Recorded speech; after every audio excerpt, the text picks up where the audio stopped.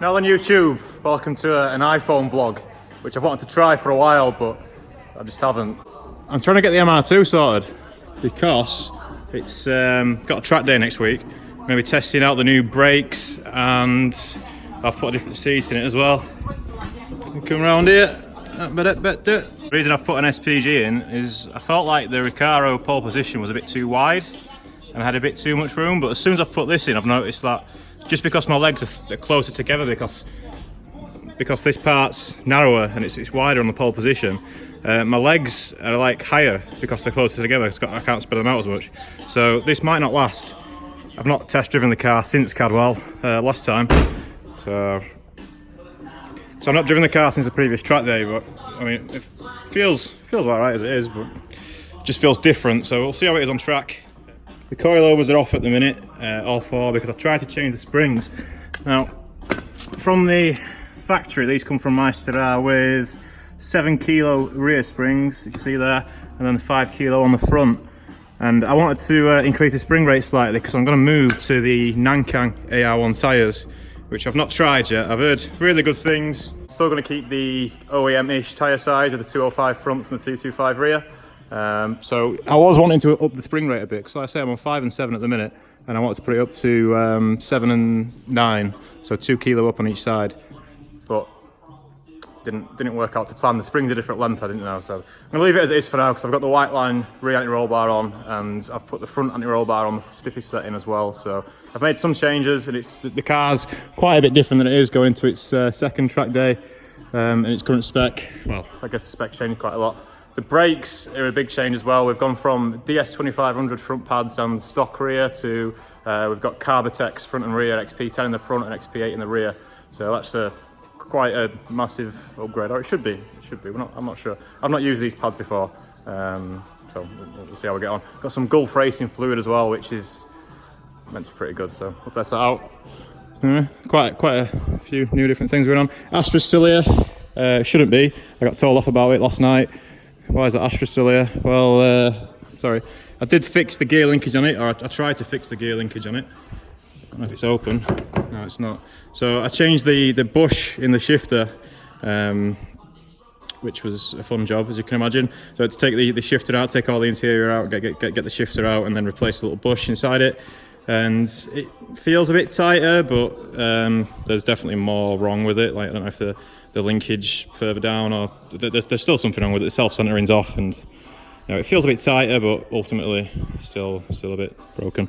But that needs to go back anyway, because I was only borrowing that while the Volvo got sorted out, and since fixing the Volvo and getting it back on the road, I've completely forgotten about the Astra, so sorry about that. Chuck's EG still the same. We need to make some progress on this, but I think he's waiting for me to, which is probably a bad idea. But I'm sure both of us together, we can work it out, we can sort this out, I'm sure. So at the minute, I'm just taking the sump off the MR2, which I've not done yet, and I keep meaning to do, because I had a few concerning corner exits where I thought, is my sump baffles? So I need to check. It's meant to have a baffled sump. You can see my new pads. Oh, the car's in a bit of a state at the minute. It's got all its suspensions off here. I thought I could turn the torch on, but I can't. Never mind.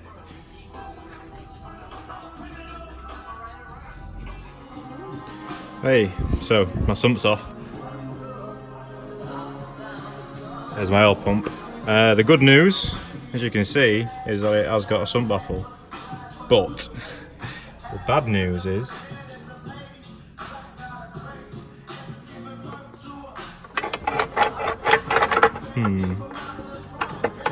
it's been welded in. Like, there's loads of bits of weld everywhere, but she's a bit loose. I don't know if I can fully pull it out. Yeah, there we go. So yeah, this is a sump baffle. This is meant to keep it. Yeah, I don't know if it was still doing that or not, but I can't imagine it. I don't know, it took a bit of movement to get it out, so maybe it's doing better than nothing, but at the same time, definitely should be welded in place. See bits of the weld there, which I don't know how this happened. Maybe it's probably quite difficult to weld things that are oily. But that's also a little oil temperature switch in the back. Now then YouTube, welcome to a quick Sunday vlog. MR2 is on track tomorrow, and as you can see, it's not really that ready.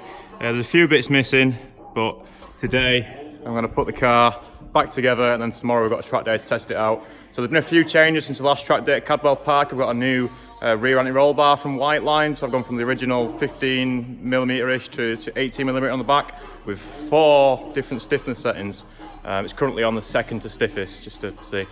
What's left to go on the car is the suspension. We need to test the brakes and bed them in, and my drive shaft on this side keeps popping out, so I need to try and investigate that, see if I can figure out why that is. Hopefully it's just a circlip or something. And oh yeah, I've come up here the other day and my sump baffle is not quite connected in, so I'm gonna have a look at the sump baffle on the DC Tools old engine, which is still sat there in the corner, and I'm gonna try and well, I'm pretty sure that's got a baffle sump on it, a proper one, but it's not fallen off. So the first casualty. This pin won't come out. I should be able to rotate this engine stand, and I'll be able to get the sump at the top, and then I'll just be able to take the sump off nice and easy. But this bloody pin won't come out. I've been trying to shimmy on my weight best I can and picking it up from the other side and that, but the bloody thing won't come out, so I can't rotate it. And then I managed to fucking slice my finger on the bastard thing. Well, it's coming out, but I'm a bit worried about what's gonna happen when it fucking... Oh, there we go. Sweet. I just got the engine flipped over. That was pretty scary. I've never done that before. But head's on bottom. Yeah, so I'm gonna take the sump off now, and it's just loads of 10mm, which is nice. Be able to use the gun. Where is she? Here's one that I made earlier.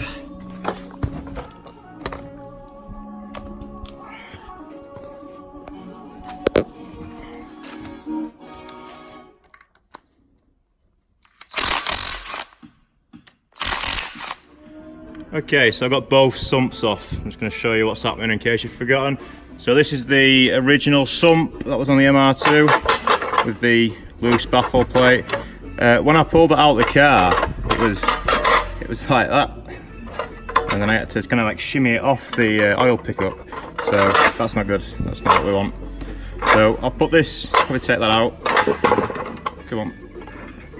I'll take that out and I'll put that back on the K20A just to keep the oil pickup and everything like that sealed, just while the engine's over there on the stand. And then this is the sump now that will be going on to the MR2. So this is baffled as well, but this has been done a little bit better. It's not loose anyway. I don't want to play on it too much, but this is what that one should look like. This one come from Japan like this when the engine was imported. So yeah, proper Japanese welding. Don't go wrong with that, can you? How to clean the sump.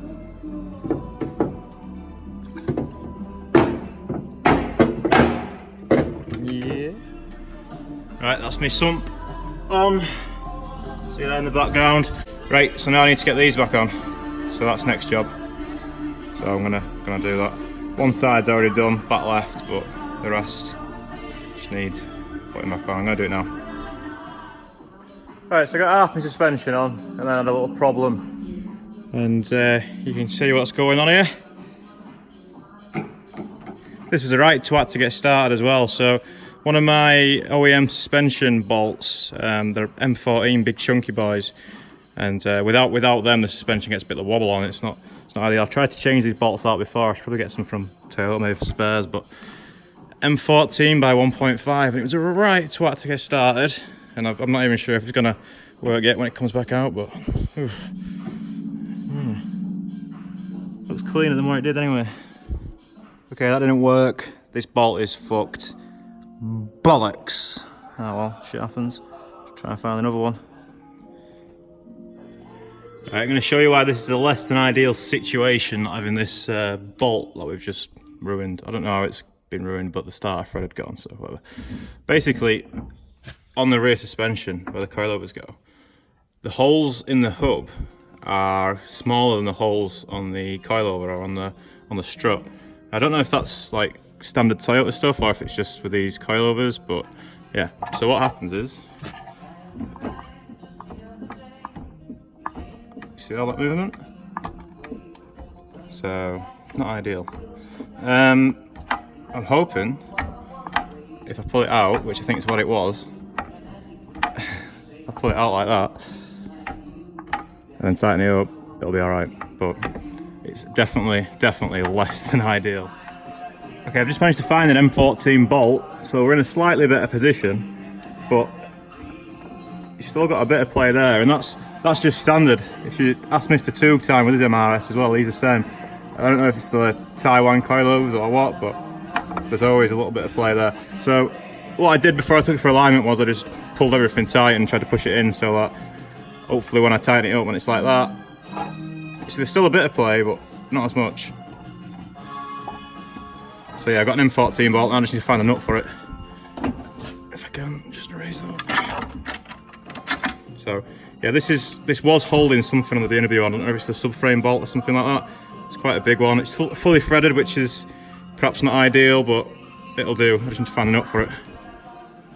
Well, the good news is the original nut actually fits on the BMW bolt, so that's handy. So we can use this to get the car like limping again. So we've stolen parts from the Integra and we've stolen parts from the E46, but track day tomorrow, man. Track day tomorrow. Well, I almost got it back together before spotting a problem. Now this is a problem that I've had since having the alignment done, where my track's a bit wider at the back, so the drive shaft didn't work. So that's when I built this shaft here, which is a something outer and something inner, but it's the B series inner, right? This isn't locking into my gearbox, and I've heard of people using these shafts, B series inners, on K series is alright. I think it might just be that it's alright on the half shaft side, but not alright on this side, because it does look like just ever so slightly a couple of mil further in for that circlip, so maybe that's the problem that I'm having. So now I'm going to try and hopefully swap the inner CVs here from this shaft, which was the original one that the Toyota came on. I've just tested it in the box now and it fits nice, it stays in, so that's a bit better start than this one. This one kind of feels like it stays in, but it's so easy to pull out. I just feel like as soon as I go out on the road or on track that it's just going to pop itself out, and that'll be a waste of time. So hopefully the internal threads on here are the same as here, but I'm going to go and find out. Okay, it's a Christmas miracle because the inner CV fits on the B series shaft. So I'm still no real closer to knowing what the spec is of my shafts and being any closer to being able to rebuild myself some spares, which I'd like to do, but it's nice to know that that fits. So I'm going to need a bigger boot because the boot from the B series shaft only just big enough to cover the ball bearing balls. What would you call them? Ball bearings, surely. Yeah, why not? But yeah, the boot's not even fucking big enough. Right, that was pretty horrible, but it's done. So we now got inner CV, which was the original one that came on the car, outer CV, which is the original one that came on the car, and then just a slightly longer shaft in the middle, which just happens to be a B series Honda one. And then it's only about an inch longer or so than the original one. This is the original one. But yeah, that's done. So hopefully this circlip will now actually stay in the gearbox. That'd be nice. Put it back together now, and then yeah, suspension back on, wheels on. This feels a bit suspect to me, but I mean it's only the outer CV, right? But it feels pretty stiff and it's got a bit of play in it. But I really can't be arsed taking this off. I've got no more grease, so hopefully it's got enough grease. Fucking hell, yeah, it'll be fine. Right, it's the car back on the ground for the first time in a while. Definitely need to have a look at this rear wheel. This is what it should look like. So it's just got a bit too much camber. So I'm guessing, so this was the point where I lost the bolt and it's all a bit dodgy. So I'm just gonna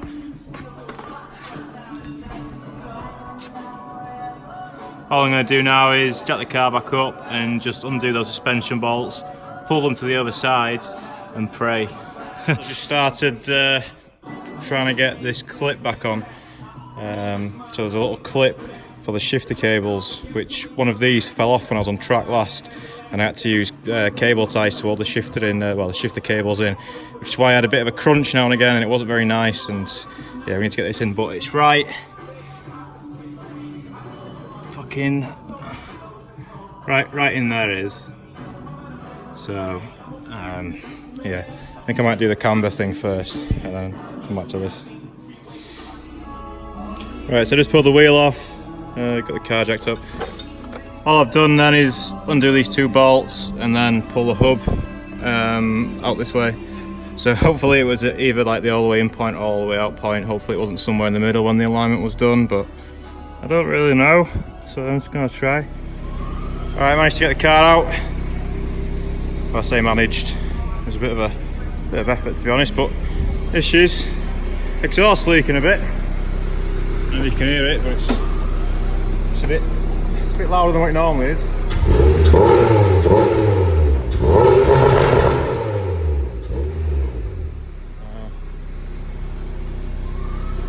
Yeah, the camera doesn't look bad on the eyeball, so I'm just going to take it for a test drive now and see how it goes.